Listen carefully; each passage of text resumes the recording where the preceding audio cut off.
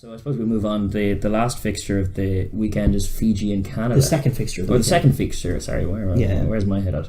Yeah, the second fixture of the weekend, Fiji and Canada, which we could go into lots of detail about why Fiji are going to win this, but Fiji are going to win this because Canada were dreadful last week. Dreadful. And Fiji were disappointing last week by their own standards. Let's start by talking about that sort of shocking victory from Japan over Fiji. Yeah. It was shocking. It wasn't. I mean, we had spoken last week on the accuracy of the Japanese attack and what that has the propensity to do to even the best of defences. And Fiji, touting their defence, were utterly incapable of shutting down everything that Japan were bringing in that opening so much 20 quicker minutes. than the Maori. Like you could forgive Fiji for thinking that a 2-test series against the Maori is prep enough for anything that the Pacific nations are going to bring.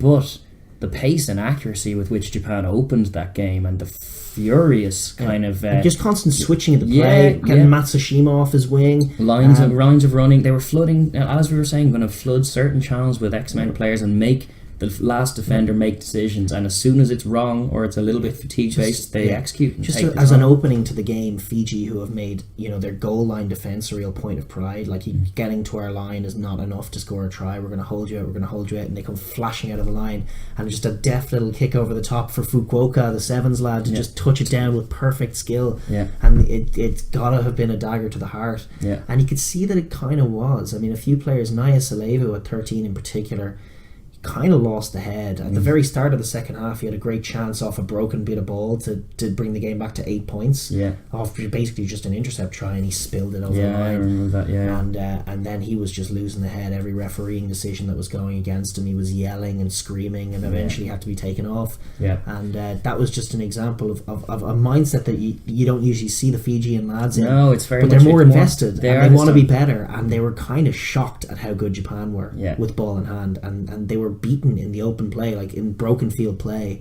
They weren't as sharp as the Japanese, and really what they needed to do was exercise a bit of game management. Their pack were actually bigger and stronger than Japan. They had some good scrums going against them. They just didn't play it in the right areas because it's not their game. It's very interesting to see them outplayed at their game, but it's like the thing that Japan always bring, as well as speed, which is all over the place, is just that technical element where they're backing a skill set. They will throw the pass because they're confident that they can both throw it and catch it.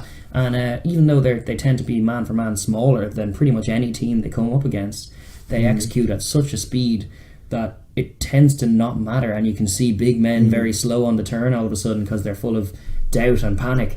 And Japan really did blow them away in the first half. It was a very impressive try from Fiji at 8-0 down when they managed to get it back to 7. I thought actually Semi Kunitani, the open side for Fiji, was their best player. Brilliant all game. He was carrying really well. He kept his head up. He was one man who wasn't getting rattled. Very physical carries in the fight. And played very well. Bottia scored that try as well. I think he's one who's still got a good head on his shoulders from 12. I would think he is their 12, and I would like maybe to see Radradra partner him in. Well, apparently Radradra and Gonova are back to fitness now and are going to be slowly coming back into the team. So that's two massive backs with huge experience playing in Europe.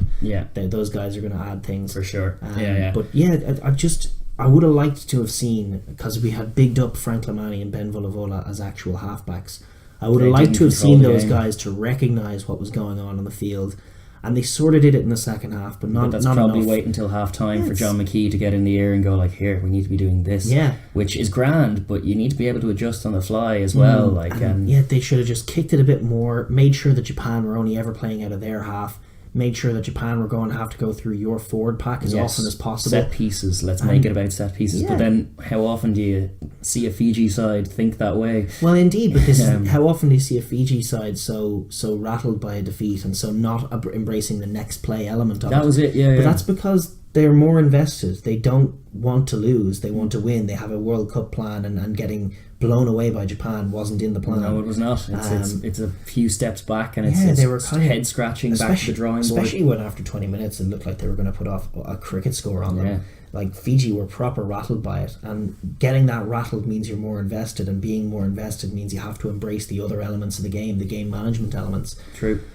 on a positive note, there are learnings from it, and they're not going to play a side quite like Japan in the World Cup. It's going to be different. Yeah, the Georgian, Welsh, and Australian challenges are different from none what of Japan them are brings. anywhere near as frenetic as Japan play the game, and that's why the defence that they'd worked so hard on was just undone because it it couldn't was- adjust it was to the pace. Exactly, the sheer but pace. Let's pivot then to Japan, because Japan. Well, Japan we're going to talk about in the context of the Japan-Tonga game. But I really want to pivot. No. Okay, I'll rein it in. Yeah. But Japan were awesome. Like, not to put too fine a point on it. 34-21 it finished. Fiji will be disappointed in their showing, but it's no shame in it. Like, Japan were working behind closed doors. This is their first game of the season. We know how quick they can be. The other side of it is 2 bludgeoning physical tests, very pride-filled tests against the Maori before going into a comp Well, like to be this. fair, they had mixed up their squad. For No, the they second had, game. of course, yeah. But it sets you on a different kind of wavelength. Like, they've gone back-to-back tests against the same opposition, where the pace of the game is kind of when you're going into the second test, you kind of know what to expect from each other, and it makes the dynamic different. And then to have Japan just come out and move it so much quicker, and like, it just means everything you've been doing is sort of not as useful here, because it's a different picture entirely that's being presented to you. And it's also just disheartening that any time they're in the 22, they execute, take the try, and it's just the ball's in your court. It was hurting. From Canada's perspective ahead of this game, I mean, like we had touched on it in the US preview, their game against the US, a 47-19 defeat in Denver. That was as timid, like, in terms of how the mighty have fallen. They might be the worst team in the World Cup, and I suppose might be. as repechage qualifiers, I suppose that makes sense. But I don't think that there's a team that looks as ill prepared as Canada do. Sure, you're even looking at teams like Russia and stuff. They've been more well drilled. They've got some results this year in Rugby Europe and stuff. And they just have nothing like that to point to for Canada. They were so slow. They were so laboured. There were guys like Connor Traynor on the right wing who was just making unforced errors in there was nothing close to pressure. I mean, the US in that first half adopted a philosophy of just kicking the ball really deep. So they would have it in their own half and they would hoof it deep over Connor Traynor's head. So there's no pressure on him. The ball is bouncing back in his 22 and he would pick it up, meander to the 22 line, have all the time in the world to respond and slice it into touch, and he did that I think 3 or 4 times, coupled with the fact that there was just knock-ons happening everywhere. He did grab a try to pad his stats a little, but there was not he was one. It was their best sequence of play, was that little strike move in the last move, but it was very much too little too late, and in open field they were just constantly putting pressure on themselves. There was even the system, like there was no shape to what they were doing, and when you have an asset like DTH van der Merwe, and he like the only time he saw the ball, he was getting wrapped up by 2 people. They put him in no space, precisely no space all day. Like when you look at what Joe Schmidt does with someone like Jacob Stockdale, like Joe Schmidt has a lot of issues with his backline plays, but one of the things that he has noticed is the value of an X-Factor guy like Stockdale, and has manufactured some clever moves and structures to put Stockdale into space. Yes, some little bit. None of that from Canada. No, they didn't even have a discernible shape to their backline a lot of the time, bar that one strike move that worked at the end, but that was off first phase. It's the multi-phase was dismal. And Peter Nelson coming in from Ulster, an Irishman, and he really looked rocked, and he got ran over for a try. And he was an international caliber player. Like Ash McGinty is starting next to Faf for Sale in the Premiership. Peter Nelson was not making the Ulster team in the Pro 14. Like in Billy Ryan's was keeping him out of a jersey. Yeah, and to have him thrust into an international competition like this is a bit far-fetched. Like it's good for him. And fair play to Peter Nelson for answering the call, whatever. And they do seem to need something. Maybe it'll take a bit more time for him to gel with it. But none of it looks elite. It didn't look like, given where they've been the last 4 years, like, to start the season like this, there were no positives. They were beaten in every single facet of the game, and it's scary. And now the prospect of going to Suva, of an angry Fiji at Suva, who they're just going to get massacred. I can see no other end to this game than Fiji scoring many pretty tries, and Canada not. Canada might nick 1 try if the Fiji take a play off in the second half. I think I'm almost ready to write Canada off for this World Cup. If there is to be a long-term project, it's not about this World Cup. They're not on the level, and they're going to get beaten by 4 teams.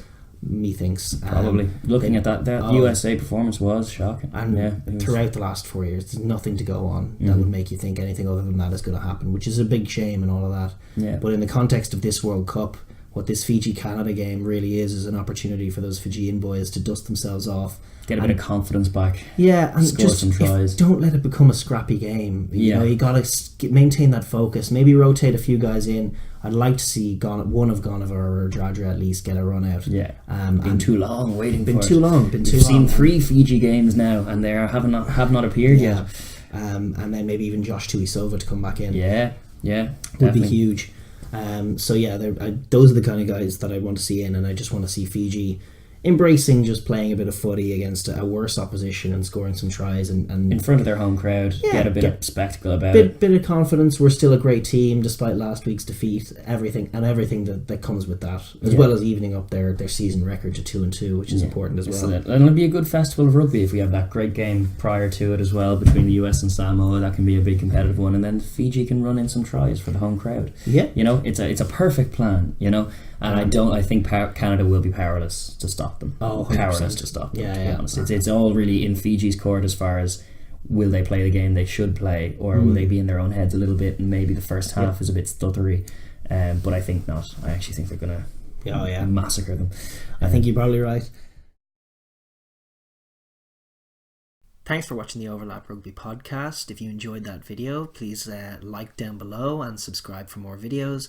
And please enter the comments section to join our conversation. Thanks.